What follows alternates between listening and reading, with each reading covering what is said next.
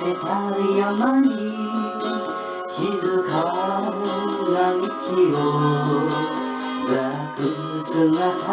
楽しい森の木陰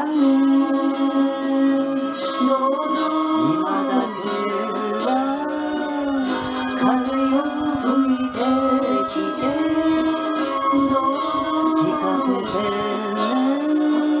山の物語空に流れた雲を眺めていたら疲れる時なのに影を探すきっとあの山は待っているのさ霞む山並みと優しい花が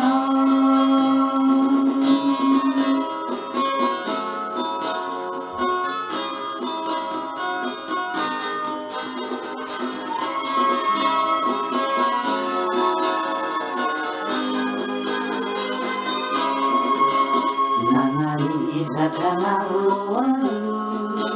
大きな空と憧れの中で何を探す低い山だけどあなたは登る夏の山だから花の物語トゥルル